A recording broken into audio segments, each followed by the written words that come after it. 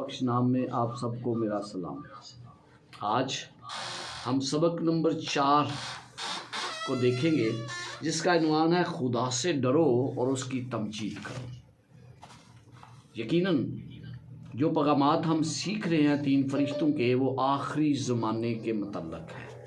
ये आखिरी ज़माने में आज हमें यहाँ पर आज ये सीखना है कि खुदा से डरने का क्या मतलब है, और उसके साथ साथ हमें ये भी सीखना है कि हम उसके नाम को इज़्ज़त और जलाल किस तरह अपनी ज़िंदगियों से दे सकते हैं।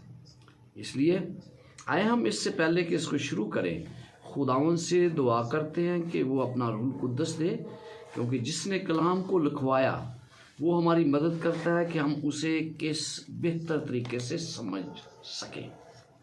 तो मेरी दरख्वास्त है सोनी से, नवीद सोनी से, कि वो दुआ में हमारी रहनुमाई करेंगे। नवीद, हम दुआ करें। आसमान और ज़मीन के मालिक और मालिक हमारे आसमानी बाप, ढाई शुक्रगुजार हैं खुदावन, आपने आसमान और ज़मीन को जिसने में तख्लीक किया, उसको बनाया और खुदावन इंसान को इस तौर पर पैदा किया कि उसको कहा कि जाओ मेरे नाम के वसीला से ममरों में खूब पढ़ो और बहुत सा फल लाओ। खुदावन शुक्रगुजारी करते हैं, आपने हमें आज पाक सफर दिया और खुदावन जी मौका बख्शा कि हम खुदा उस उम्मीद के मुकाशफा में से वो सारी बातें जो निशानात इलामात के तौर पर, तशबीहात के तौर पर यूहन्ना आरिफ लिखी, उनको समझ सकते हैं।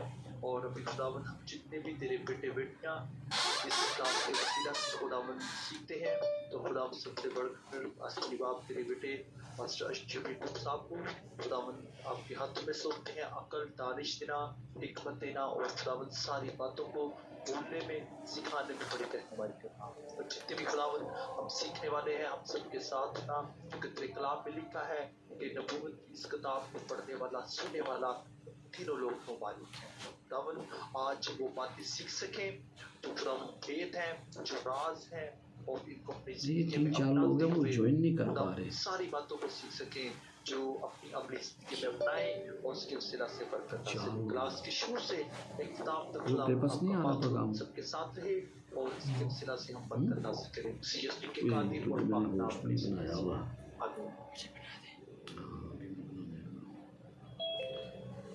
आमीन। आमीन आमीन। ओके, ये जो इसको ना बंद कर दिया कर, जो भी बोलता है ना उसको एकदम उसकी ना बैंड बजाया कर, है। ओके, लेट्स आज हम सीखेंगे कि हकीकत में खुदा से डरने का मतलब क्या है। हमने पिछले हफ्ते देखा था कि अब्दी खुशखबरी का पैगाम, मुकाशफा 14 बाब और उसकी 6 आयत के मतलब, वहाँ से हमने शुरू किया। पहले फरिश्ते का पैगाम, वो अपने पैगाम का ऐलान करता है। और आज हम मुकाशफा 14वां बाब और उसकी 7वीं आयत पर गौर करेंगे और उसके मतलब को जानने की कोशिश करेंगे कि खुदा से डरना और उसकी तमजीद करने का क्या मतलब है, या उस खुदा से डरना और उसके नाम को इज़्ज़त और जलाल हम किस तरह दे सकते हैं।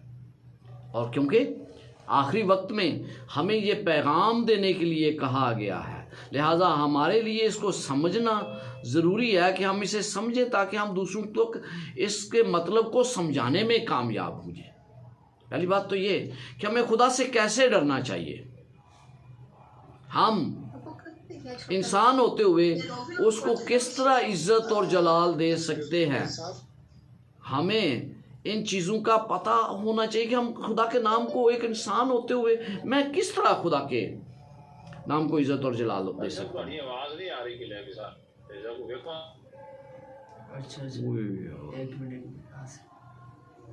ओके, सॉरी वो म्यूट था मेरे ख्याल में यार। एनीवे, ओके, खुदावंद यीशु मसीह के बाबरकत, पुरफजल और नजात बख्श नाम में आपको सलाम। आज हम जिन बातों पर गौर करने लगे हैं वो 2 बातें हैं। पहली बात कि हमें खुदा से कैसे डरना चाहिए। दूसरी बात ये कि मैं एक इंसान होते हुए खुदा को किस तरह जलाल दे सकता हूँ। इन सवालात के जब हम जवाबात तलाश कर लेंगे ना, तो उसके बाद हमारे अंदर एक नया इंसान पैदा हो जाता है जो खुदा से डरेगा और उसकी तमजीद करेगा। पिछले हफ्ते हमने अब्दी खुशखबरी के साथ उस पैगाम को सीखने की कोशिश की, मकाशफा 14वां बाब और उसकी 6 आयत। आज हम मकाशफा 14वां बाब और उसकी 7 आयत पर गौर करेंगे। सबसे पहले हम देखते हैं कि मुझे खुदा से कैसे डरना चाहिए, क्या ज़रूरत है मुझे खुदा से डरने की, कि मैं किस तरह खुदा से डरता हूँ। बेसिकली जब मैं खुदा से डरने की बात करता हूँ तो इसका मतलब है कि उसकी तज़ीम करना, उसका एहतराम करना, उसके नाम को इज्जत और जलाल देना, उसके साथ वफादार होना और उसकी मर्जी के आगे अपनी मर्जी को उजागर नहीं करना। इस खुदा से डरने का मतलब 4 चीज़ें हैं। उसकी तज़ीम करना, इख्तराम करना, खुदा की तारीफ़ करना, उसके साथ वफादार होना, और फिर अपनी मर्जी नहीं बल्कि खुदा की मर्जी के आगे अपने आप को मुकम्मल तौर पर उसके सुपुर्द कर देना। यह है खुदा की मर्जी। खुदा से डरने का मतलब, खुदा से डरने के लिए हमें जानना ज़रूरी है, हमें समझना चाहिए कि वो कौन है और फिर हमारी ज़िंदगी में क्या कर सकता है। अगर मैं ये नहीं जानता कि खुदा कौन है, मैं उसको नहीं समझता, तो फिर मैं किस तरह खुदा का खौफ रखूँगा। बाइबल मुकद्दस में लिखा है कि हिकमत का शुरू, खुदा का खौफ हिकमत का शुरू है। आइए हम पैदाइश 22 बाब और उसकी 12वीं आयत देखते हैं, जिससे हमें अंदाज़ा होगा कि यकीनन खुदा से डरने का मतलब क्या है। 22 बाब और उसकी 12वीं आयत पैदाइश लिखा है, फिर उसने कहा कि तू अपना हाथ लड़के पर ना चला और ना उससे कुछ कर, क्योंकि अब मैं जान गया कि तू खुदा से डरता है, इसलिए कि तूने अपने बेटे को भी जो तेरा इकलौता है मुझसे दरेग ना किया। यहाँ पर आप क्या देखते हैं? आप यहाँ पर ये देखते हैं कि वो खुदा से क्या कह रहा है, खुदा के हुक्म के तहत चला है, वो खुदा की फरमाबरदारी की है, उसने अपने आप को मुकम्मल तौर पर खुदा के सुपुर्द कर दिया है, उसने अपनी तवज्जो खुदा पर मरकूज की है और उसने खुदा को अपनी ज़िंदगी में पहला दर्जा दिया है।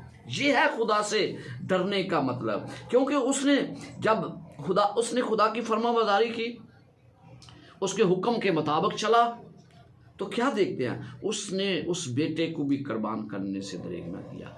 यह है मुकम्मल खुदा के साथ वफादारी, अपनी मुकम्मल तवज्जो खुदा पर मरकूज करना और फिर अपनी ज़िंदगी में खुदा को पहला दर्जा देना। तो ये है हकीकत में खुदा से डरना। फिर खुदा क्या कहता है कि अब मैं जान गया कि तू खुदा से डरता है। तो खुदा से किस लिए वो जान गया? जब उसने खुदा की फरमाबरदारी की तो फिर उसे पता चला कि ये खुदा से डरता है। हम खुदा से डरते हैं, हम उसका एहतराम करते हैं और हम उसके लामहदूद हिकमत, उसकी नाकाबिले यकीन ताकत और उसके हैरत अंगेज फजल की वजह से उसकी तज़ीम करते हैं। खुदा से डरने में उसकी मर्जी के ताबे होना और उसके लिए जीना शामिल है। ये है खुदा से डरना। अगर आपके पास ये लेसन स्टडी है तो इसमें एक बात लिखी है जो मैं आपके सामने पढ़ना चाहता हूँ। इसमें लिखा है, असल में सारी कशमकश का खुलासा खुदा की ताबेदारी के इर्द गिर्द ही घूमता है। लूसीफर खुद गर्ज था, इसलिए वो किसी भी इख्तियार को मानने के लिए तैयार नहीं था। खुद गर्ज शख्स जो है वो कभी भी खुदा के इख्तियार को मानने के लिए तैयार नहीं होता है। तख्त पर बैठे हुए के ताबे होने की बजाय वो क्या चाहता था कि वो उस तख्त का मालिक बन जाए। ये खुदा की ताबेदारी से कहीं दूर है। वो उस तख्त की बजाय उसने खुद तख्त पर सवार होना चाहा। सादा लफ्ज़ों में ये बात है कि खुदा से डरना असल में उसको अपने ख्यालात में अव्वल दर्जा देना है। वैसा ही मिजाज रखो जैसा यीशु मसीह का था। खुदा से डरने का आपको ज़िंदगी में तजर्बा हुआ है। आप इस डर को किस तरह लेते हैं, इसके मतलब आज हमें सोचना है कि मैं खुदा के डर को इसलिए नहीं लेता कि मुझे उसके सामने कांपना है, मुझे खौफ आ रहा है, वो मुझे मार देगा, मुझे ये सज़ा देगा। नो, उसकी ताज़ीम, उसका एहतराम और फिर उसकी फर्माबरदारी है। अपनी तवज्जो उस पर मरकूज़ करना है। अपनी ज़िंदगी में उसको पहला दर्जा देने का नाम है कि हम खुदा से डरते हैं। बाज़ 12वां बाब और उसकी 13वीं आयत में यूँ लिखा है, अब सब कुछ सुनाया गया। हासिल कलाम यह है कि खुदा से डर और उसके हुक्मों को मान कि इंसान का फ़र्ज़ कुली यही है। यानी इंसान के लिए ज़रूरी है कि वो खुदा के हुक्मों पर अमल करे। अगर वो खुदा के हुक्म पर अमल नहीं करता तो फिर वो खुदा से डरता भी नहीं है। इसलिए मुझे और आपको कहता है सब कुछ सुनाया गया, इसमें मुकम्मल ताबेदारी है। मुकम्मल तौर पर अपने आप को उसके सुपुर्द करना है, उसके हुक्मों की फरमाबरदारी शामिल है। अगर मैं उसके हुक्मों को नहीं मानता और मैं कहता हूं कि मैं खुदा से डरता हूं तो वो झूठ बोलता हूं। उसके एहतराम करना है। आसमानी पैगाम जो है वो फजल से भरा हुआ है और फजल ये तकाजा करता है कि हम उसके ताबे हो जाएं मुकम्मल तौर पर। और फजल हमें ये नहीं कहता कि हमें वो खुली छुट्टी नहीं देता कि हम जो मर्जी करें। हम पर फजल हुआ है, उसकी फर्मा बरदारी करते हैं। जब मैं ये कहता हूँ ना कि मेरा ईमान खुदा पर है, तो इसका मतलब ये है कि मैं खुदा के अहकामात पर अमल करता हूँ। अगर मैं ये कहता हूँ कि मैं खुदा पर ईमान रखता हूँ लेकिन उसके अहकामात पर अमल नहीं करता, तो इसका ये मतलब है कि मैं खुदा पर ईमान नहीं रखता। मूसा ने अस्तिशना 6 बाब और उसकी 2 आयत में वजाहत की कि खुदा से डरना और डरने का मतलब है खुदा के हकामात पर अमल करना। आइए अस्तिशना उसका 6 बाब और उसकी 2री आयत देखते हैं।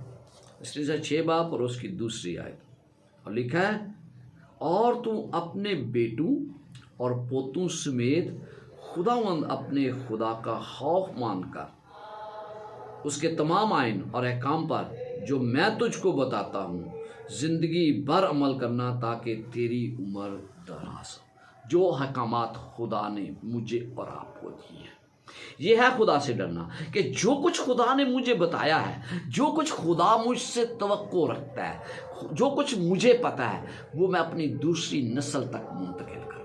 अगर मैं उन्हें अपनी नस्ल तक मुंतकिल नहीं कर रहा तो इसका मतलब है कि मैं खुदा की बातों को नहीं मान रहा और मैं फर्जी तौर पर ये कह रहा हूँ कि मैं खुदा से डरता हूँ। सुलेमान ने बड़े वाज़िया तौर पर एक बात लिखी और उसने कहा कि डरना और उसके काम पर अमल करना ये इंसान का फ़र्ज़ कुली है।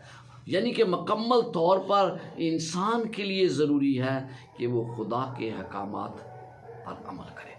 क्या फजल जो है वो मुझे खुदा के हकाम पर अमल करने से मुस्तनसा करार देता है। यानी अगर मुझ पर फजल हुआ है तो क्या मैं खुदा से दूर चला जाऊं? क्या मैं खुदा के अहकामात की पैरवी करना छोड़ दूं क्योंकि मुझ पर फजल हुआ है? और आज आपको बहुत से लोग ऐसे मिलते हैं जो ये कहते हैं कि भाई फजल हम पर हुआ है, और जब फजल हुआ है तो हम फजल के तहत हैं। हम फजल के तहत ज़रूर हैं, लेकिन इसका ये मतलब नहीं कि हम उसके अहकामात की पैरवी ना करें, बल्कि हमें पता चलता है कि उसके फजल के तहत ही हम उसके अहकामात को पर अमल करते हैं। जैसे मैंने कहा कि हम मसीह पर ईमान रखते हैं और वो उसके हमारे अमल के ज़रिए ज़ाहिर होता है। इफिसियों 2 बाब और उसकी 8 और 9 आयत में लिखा है, क्योंकि तुमको ईमान के वसीला से फजल ही से निजात मिली है और ये तुम्हारी तरफ से नहीं, खुदा की बख्शिश है, और ना ईमान के सबब से है, ताकि कोई फ़ख्र ना करे। मैं आपको मिसाल देना चाहता हूँ।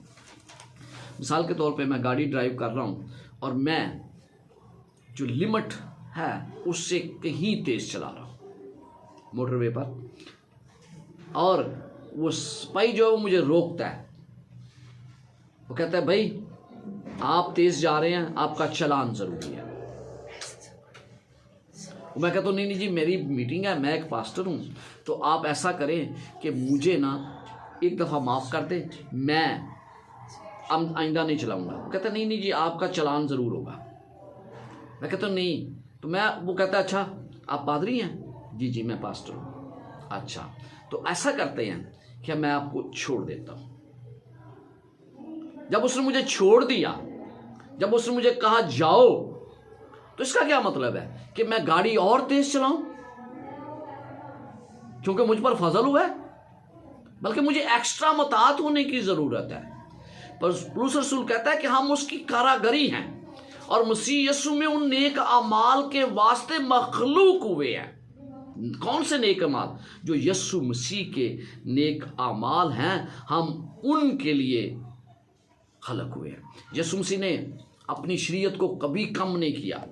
यीशु मसीह ने ये नहीं कहा कि उसकी शरीयत जो है, उसके अहकामात जो है वो बदल चुके हैं, बल्कि खुदावंद यीशु मसीह ने अपनी ज़िंदगी के ज़रिए इस बात को वाज़िया किया कि उसके अहकामात बड़ी अहमियत रखते हैं। उसने अपनी शरीयत को बुलंद किया।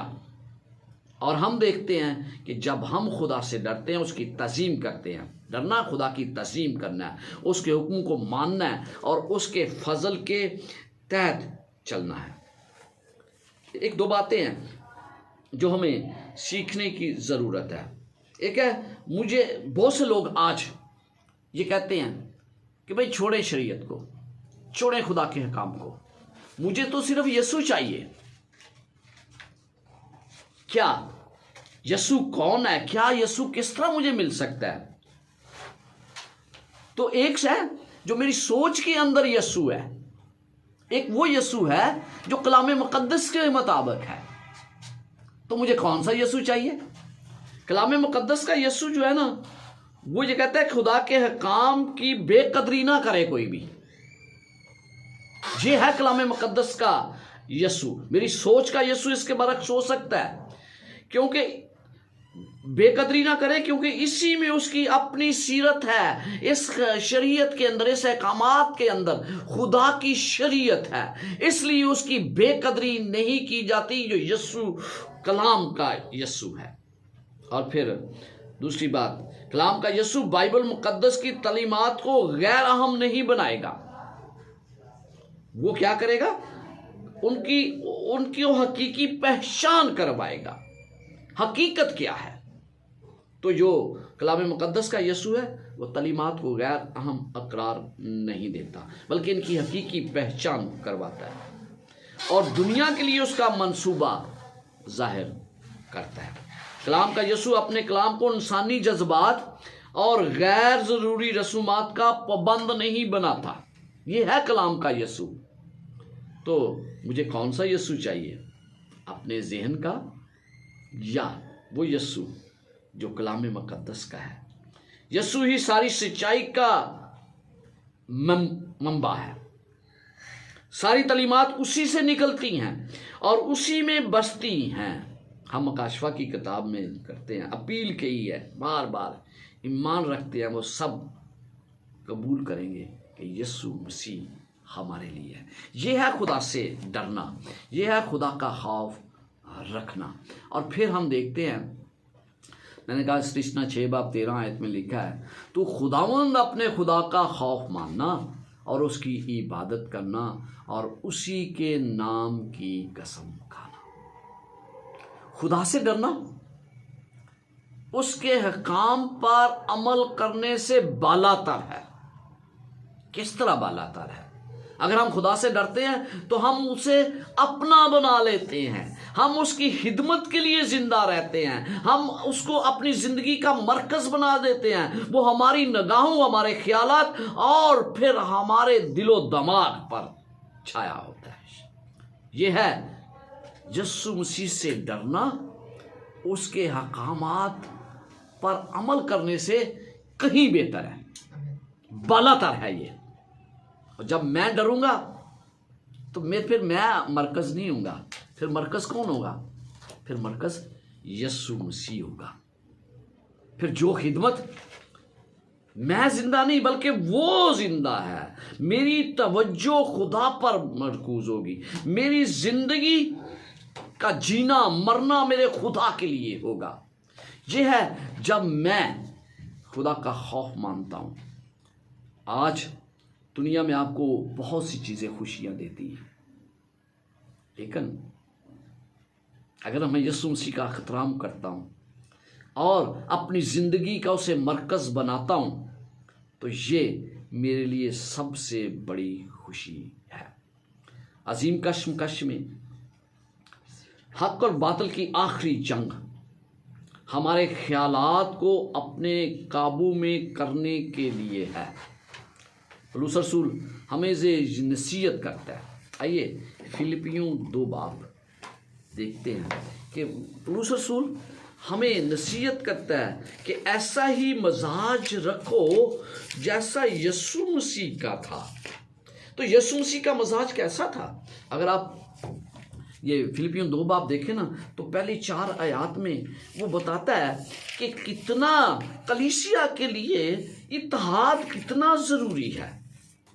और फिर वो कहता है कि हर एक अपने ही हवाल पर नहीं बल्कि दूसरों के हवाल पर भी गौर रखे। फिर वो कहता है वैसा ही मजाज रखो जैसा यीशु मसीह का था। यीशु मसीह का मजाज कैसा था? वो लिखा है कि उसने खादम की सूरत अख्तियार की, अपने आप को खाली कर दिया, बिल्कुल मुकम्मल तौर पर खाली करने का मतलब यह है कि उसने वो चीज़ें नहीं अपने पास रखी जो हकीकत में वो खुदा था, लेकिन उसने यहाँ पर उसका इस्तेमाल नहीं किया। कहता है इंसानों के मुशाबा हो गया, इंसानी शक्ल अख्तियार की और अपने आप को पस्त कर दिया। ये है यीशु मसीह का मजाज। क्या मैं यीशु मसीह के मजाज को अपने लिए रखता हूं? मतलब ये कि मुझे ये इजाजत है कि मैं क्या चुनाव करता हूं।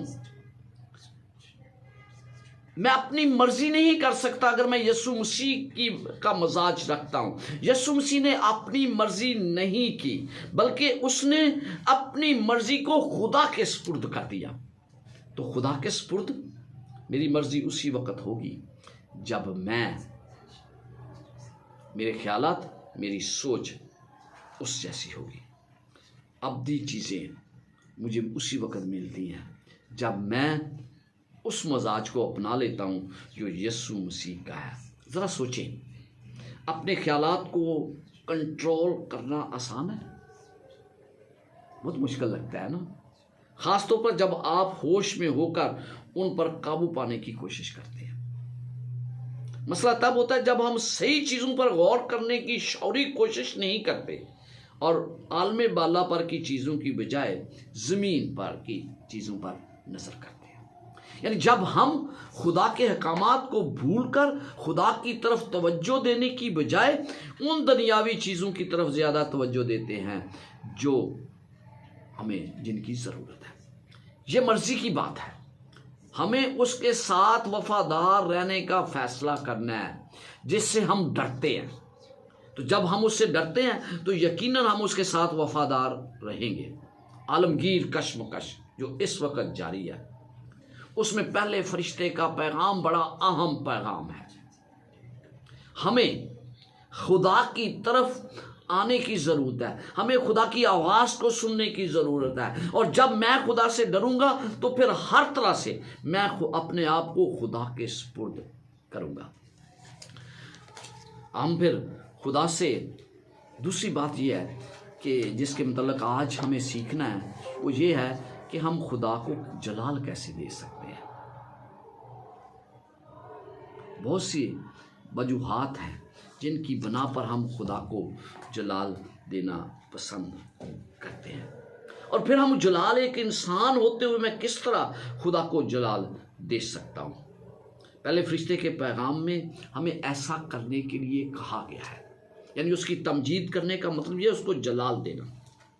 मुकाशवा 19 बाब और उसकी पहली 2 आयात में हमें पता चलता है निजात और जलाल और कुदरत हमारे खुदा ही की है, क्योंकि उसके फैसले रास्त और बरहक है। तो खुदा के नाम को इज्जत जलाल देना हमारे लिए बहुत ज़रूरी है। जब हम करंथियों 12वां बाब पढ़ते हैं तो उसमें बड़ा अहम पैगाम पाया जाता है। उसमें क्या लिखा है? लिखा है कि अब पहले निकालें, चलिए जी, पहला करंथियों उसका 12वां बाब लिखा है, ऐ भाइयों, मैं नहीं चाहता कि तुम रूहानी नेमतों के बारे में बेखबर रहो और जानते हो कि गैर कौम थे तो गूंगे बुतों के पीछे चलते थे। यानी जब हम किसी और खुदा को, हकीकी खुदा को छोड़कर किसी और खुदा की तरफ मतवज्जो होते हैं तो फिर हम खुदा के नाम को इज्जत और जलाल नहीं दे सकते। यिर्मयाह 13वां बाब और उसकी 16वीं आयत में लिखा है, खुदावंद अपने खुदा की तमजीद कर, मतलब उसको जलाल दे, इससे पहले कि वो तरीकी लाए और तुम्हारे पांव गुप्त अंधेरे में ठोकर खाए। तो मुझे इससे पहले कि मेरी जिंदगी में अंधेरा हो, मेरी जिंदगी रोशनी से खाली हो जाए, मुझे खुदा के नाम को इज्जत और जलाल देना है। और जब तुम रोशनी का इंतजार करो तो उसे मौत के साया से बदल डाले और उसे सख्त तरीकी बना दे। तो अजीजों, खुदा के नाम को इज्जत और जलाल देना का मतलब उसकी अदालत से बड़ा गहरा तल्लक है। क्यों? जैसा कि मुकाशवा 14:17 में बयान किया है यह है, ये तौबा और गुनाह को तर्क करने का इजहार है कि हम भाई उसको तर्क करें। मैं फिर खुदा के नाम को किस तरह जलाल दे सकता हूँ? देखिए, जब खुदा मेरी ज़िंदगी का मरकज़ होगा, जैसे मैं पहले बात कर रहा था, तो फिर क्या होगा? तो फिर हमारी यही आरज़ू होगी, हमारी ये तमन्ना होगी, हमारी ये ख्वाहिश होगी कि हम उसके नाम को इज्जत और जला जाए दे, खाएं पिए, पहने या फिर सैरो तफरीह करें। और इसी तरह से जब हम दूसरों के साथ बातचीत करें तो उसके ज़रिए भी खुदा के नाम को इज्जत और जलाल दें। हम खुदा को उस वक्त जलाल देते हैं जब हम उसकी मर्जी पूरी करने के लिए पुरज़म होते हैं, जब हम उसकी मर्जी पूरी करते हैं।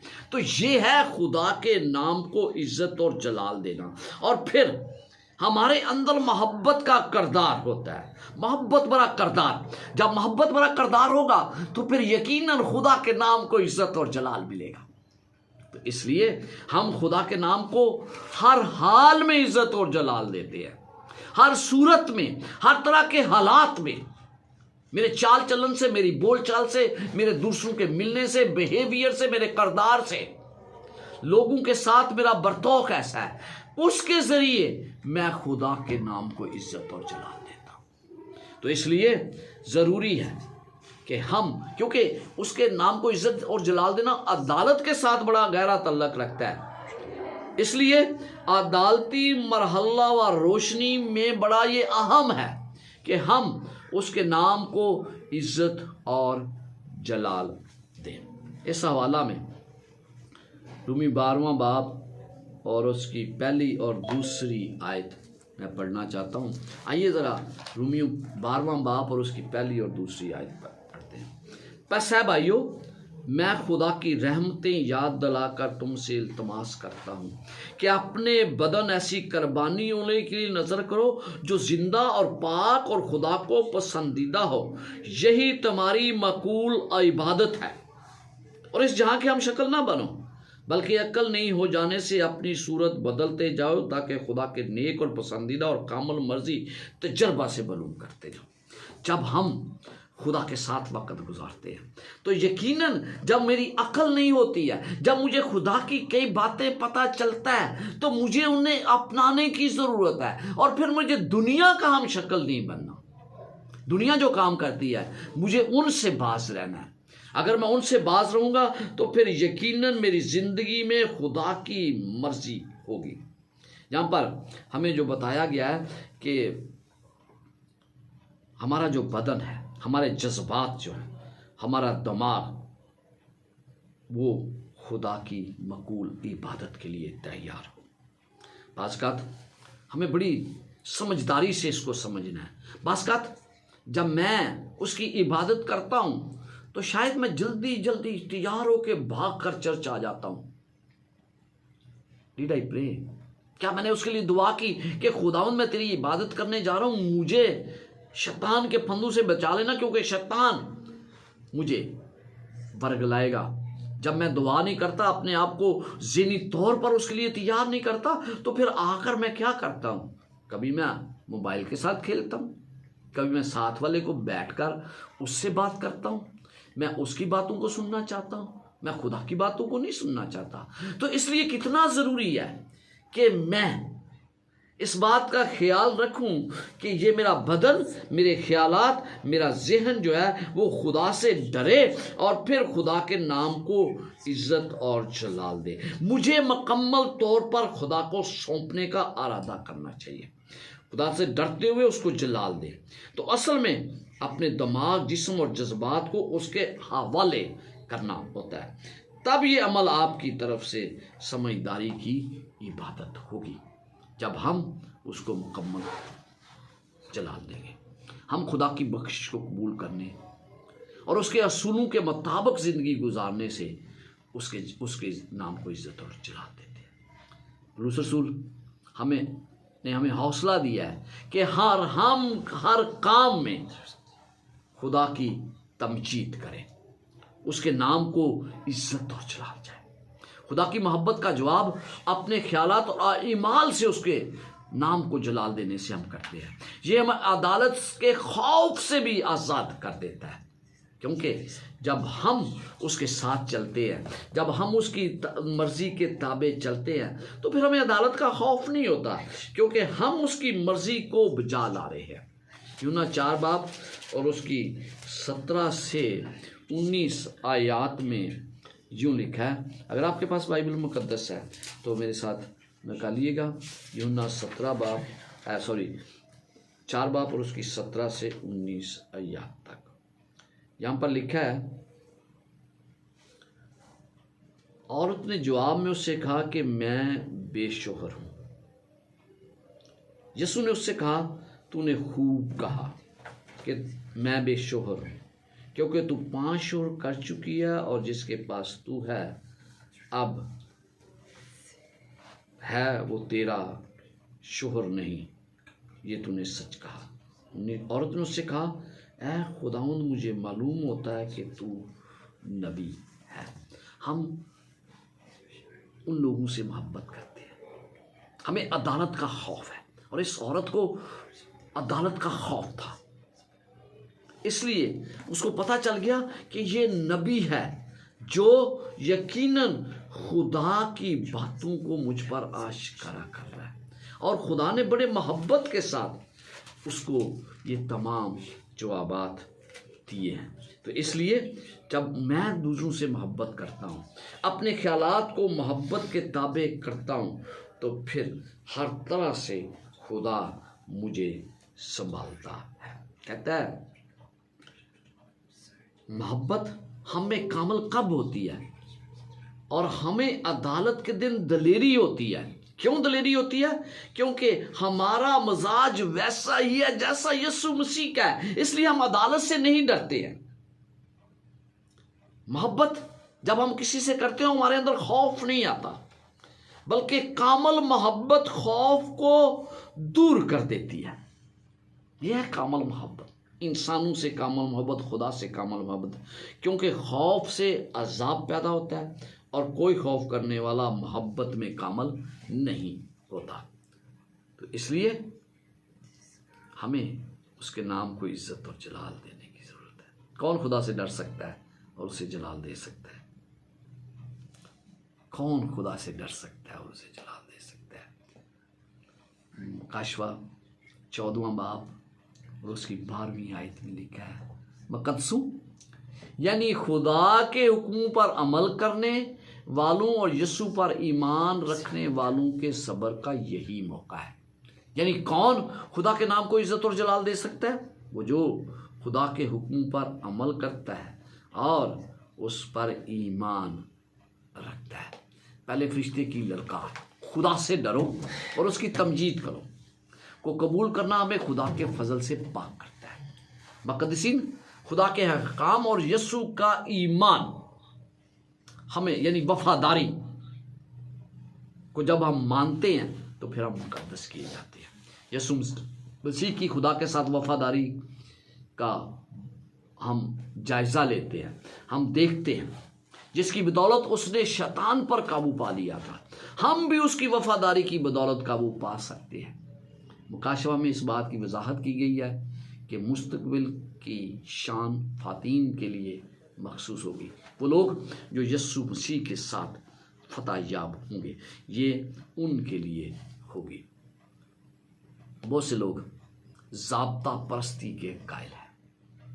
वो ये सोचते हैं कि यीशु मसीह की इबादत का मतलब ज़ाब्ता परस्ती है, और वो कहते हैं जो लोग खुदा के अहकाम की शरीयत को मानते हैं, वो इसलिए मानते हैं कि वो उस शरीयत को जो यीशु मसीह ने मनसूख कर दी उसको मानते हैं। ये यीशु मसीह के लिए फतह है हमारी, जिसकी कामल रास्तबाज़ की कामल ज़िंदगी हम गुजारते हैं, और वही है जो हमें हमेशा की ज़िंदगी का वादा देता है। ये ईमान अमल के साथ है। ये ईमानदार की ज़िंदगी बदलने वाला मोजज़ाती फजल है जो मुकम्मल तौर पर हमें तब्दील कर देता है। तो आए हम आज के इस सबक से ये सीख लें कम से कम कि हम खुदा के नाम को किस तरह इज्जत और जलाल देते हैं, खुदा से डरने का क्या मतलब है, और फिर हम किस तरह गालब आते हैं।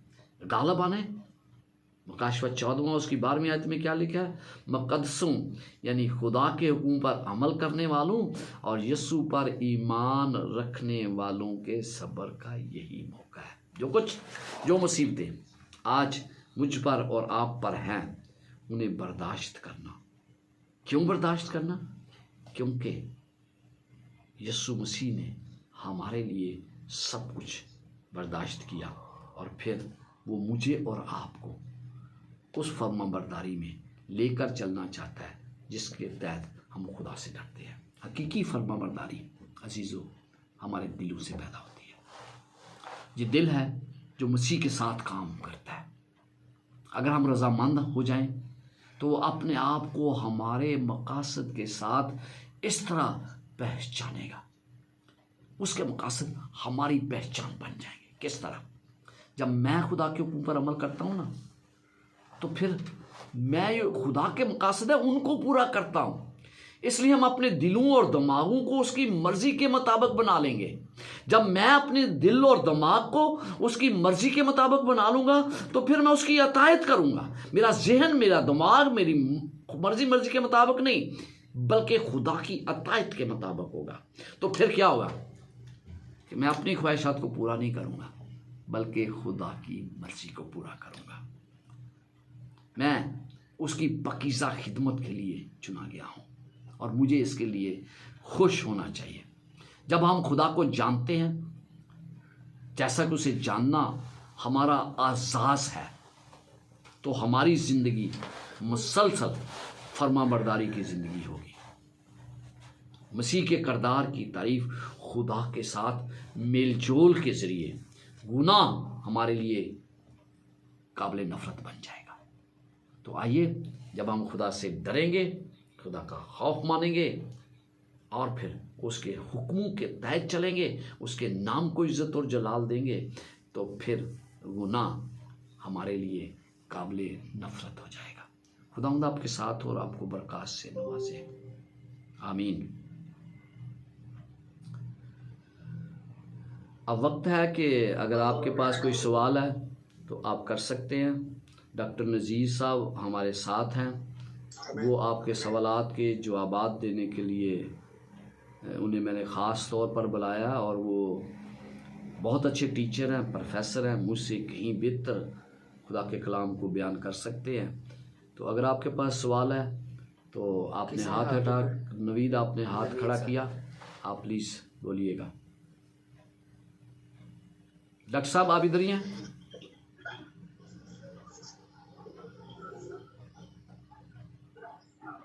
डॉक्टर नज़ीर, ओके बोलें जी। मैं बोल सकता हूँ? हाँ नवीद, हाँ नवीद बोलो। जी मैं बोल सकता हूँ कि नहीं? जी नवीद आप बोले बेटा। अच्छा, ये इंग्लिश के लेसन स्टडी में सेकुलर वैल्यूज का जिक्र हुआ है। तो जो साफियत की उम्र में जब सेकुलर इक़्तिदार ने खुद को मरकज बना लिया, तो ये अभी आज के ज़माने की बात हो रही है। वो सेकुलर जो अभी भी मुख्तलिफ इक़्तिदार में वैल्यूज पर ईमान रखते हैं, कि जैसा कि हमने लेसन स्टडी में सीखा है कि फजल का दौर है, ठीक है, खुदा से डरने की ज़रूरत नहीं है, कुछ भी करने की ज़रूरत नहीं है, और हम ये सेकुलर वैल्यूज़ के साथ ज़िंदगी बसर कर भी लें तो उससे कोई फ़र्क नहीं पड़ता है। तो मैं ये पूछना चाह रहा हूँ कि ये किसी पुराने दौर की बात हो रही है या अभी प्रेजेंट के दौर की बात हो रही है, कि जो अभी भी ईमान रखते हैं सेकुलर वैल्यूज़ पर? जी डॉक्टर साहब।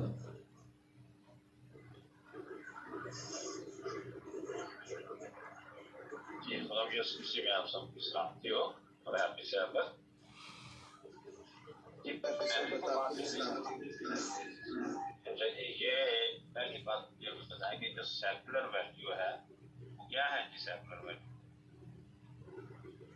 Is there anything? Secular value जो है वो बाइबल से हट के हैं कोई चीजें, या कोई बाइबल के अहकामात उनको कवर करते हैं कि नहीं करते?